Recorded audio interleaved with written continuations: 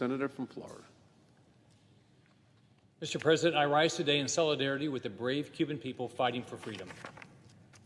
For decades, the Cuban people suffered atrocities, oppression, and misery at the hands of the illegitimate communist Castro regime.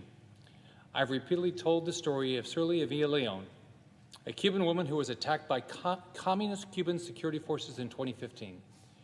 They cut off her hand and stuck her arm in the mud to make sure it got infected. Her crime, she complained that the regime was going to shut down a school in her neighborhood. I've spoken to brave leaders like Jose Daniel Ferrer and the courageous members of his patriotic Union of Cuba who are fighting every day to defend human rights, freedom, and the democratic movement in Cuba. Jose Daniel Ferrer is currently being detained by the communist regime. His family doesn't know where he is. Activists like Jose Daniel Ferrer and the artists of the San Isidro movement are the future of Cuba, not the ruthless communist regime. This is the same communist regime that for decades has been the root of the instability we see across Latin America.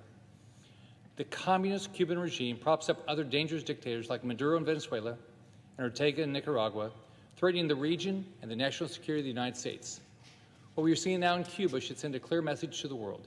Communism is a failed ideology that does nothing but lead to suffering and oppression. Communism doesn't work, socialism doesn't work. The people of Cuba are crying out for freedom. They are denouncing the oppressive communist rule that has brought ruin to their nation for more than 60 years. This disgusting assault on the people of Cuba cannot go unchecked. I very much appreciate my colleagues' efforts to condemn the atrocities of the regime. But this resolution is missing one thing. These atrocities are undeniably linked to communism. I stand today to offer a friendly amendment that simply condemns communism in this resolution, labeling the Cuban dictators Diaz-Canel and Raul Castro what they are, a ruthless communist Cuban regime. In America, we understand the value and importance of freedom in our everyday lives. It is our duty to support and stand up for those who are oppressed by dictators and denied the right to live freely. It is our duty to speak the truth about communism. I stand proudly with the heroic freedom fighters across Cuba that have taken to the streets determined to regain their freedom and put an end to the communist Castro dictatorship. To the people of Cuba, you're not alone. Together, we will defeat communism.